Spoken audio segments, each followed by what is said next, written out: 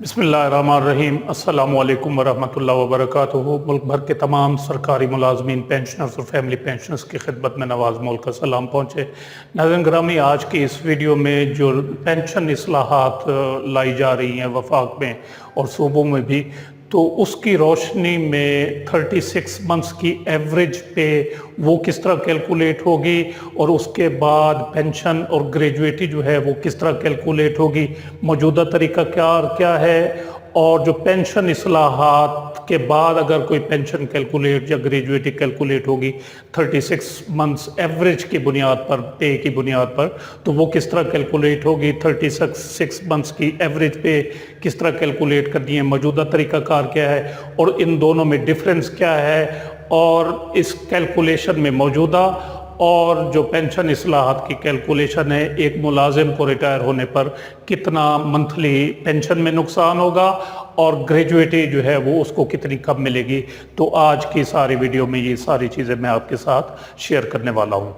ये एक मुलाजिम है ग्रेड 14 के, BS 14, सर्विस इनकी हो चुकी है 30 साल और ये रिटायर होने जा रहे हैं 1 नवंबर 2023 को, 3-4 दिन बाद। इस वक्त बेसिक पे जो ले रहे हैं वो है इनकी 72,990 रुपये, 72,990 रुपये।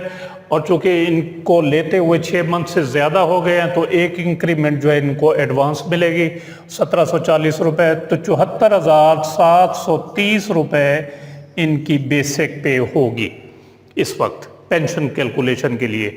तो चूँकि अभी तक पेंशन इस्लाहात का नोटिफिकेशन जारी नहीं हुआ, तो 1 नवंबर को भी साफ ज़ाहिर नहीं होगा 3-4 दिन तक, तो इसकी पेंशन फिर बनेगी 74,730 मल्टीप्लाइड बाई 30 इनकी जो सर्विस है और मल्टीप्लाइड बाई 7/300, 52,311 रुपये इनकी ग्रास पेंशन बन गई।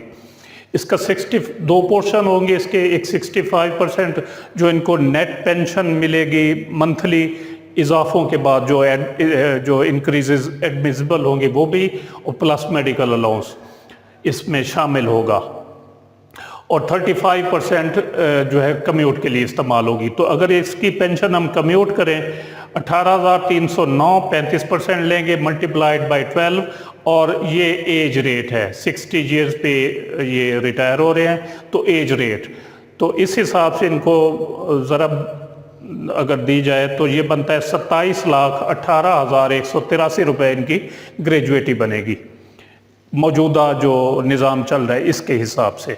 अगर हम पेंशन इस्लाहात फ़र्ज़ की आ जाती हैं और पेंशन इस्लाहात के बाद ये रिटायर होते हैं, तो फिर इसकी हम एवरेज 36 मंथ्स की एवरेज पे लेंगे। वो उसका तरीक़ाकार क्या होगा कि 31/10 तक तो ये मुलाजमत कर रहे हैं, 31/10/2023, इसके पीछे हम 36 मंथ्स इसके पीछे चलेंगे और उनकी जो पे होगी उसको जमा करके 36 पर हम जो है वो मल्टीप्लाई कर देंगे, तो वो उनकी एवरेज आ जाएगी। 1/12/2022 से 31/10/2022 तक इन्होंने ये पे ली 72,990, 72,990, और 11 महीने टोटल बनते हैं, तो ये टोटल आ गई। इसके बाद फिर मज़ीद पीछे चलेंगे, 1/7/22 को जो है 1 जुलाई 2022 को स्केल रिवाइज हुए थे, तो स्केल रिवीजन से लेकर 31/11/2022 तक ये 5 महीने बनते हैं। 71,250 पर इनकी पे फिक्स हुई 14वें स्केल में, तो 3,56,250।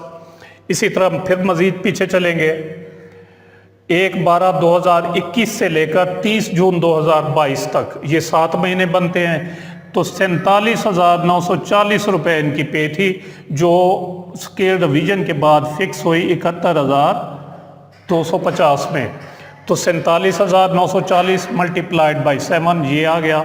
इसी तरह 1/12/2020 से 30/11/2021 तक ये फिर एक इंक्रीमेंट पीछे चले जाएंगे, 46,770 मल्टीप्लाइड बाई 12 ये आ गया, और एक महीना और 45,600, तो ये टोटल बन गया 21,01,560 रुपये इनकी पे बन गई लास्ट 36 मंथ्स की।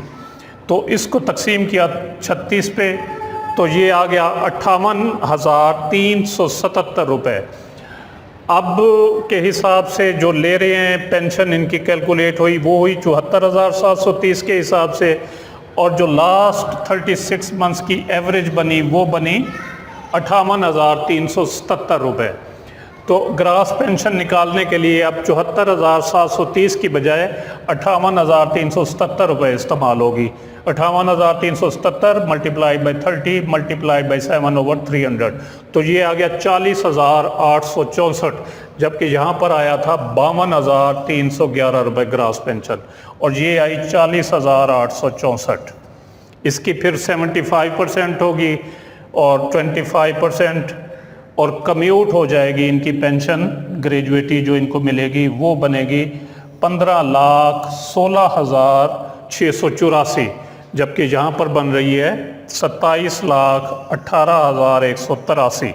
तकरीबन जो है वो ये तकरीबन 12 लाख रुपए का जो है ना ये डिफरेंस है, 12 लाख रुपया ग्रेजुएटी। और इसी तरह पेंशन जो मंथली मिलेगी वो 40,864 के हिसाब से, और यहाँ पर है 30,648 और यहाँ पर है 34,000। तो मंथली पेंशन में भी जो है वो काफ़ी इनको नुकसान होगा, और कम्यूट में भी नुकसान है पेंशन इस्लाहात की सूरत में। तो ये एक थोड़ा सा ओवरव्यू था, कंपैरिजन था पेंशन इस्लाहात के बाद और जो मौजूदा जो तरीक़ाकार चल रहा है उसके लिहाज से पेंशन और ग्रेजुएटी की कैलकुलेशन। उम्मीद है वीडियो आपको पसंद आई होगी, जिसे लाइक और शेयर ज़रूर करें और अपनी राय का इज़हार कमेंट सेक्शन में ज़रूर करें।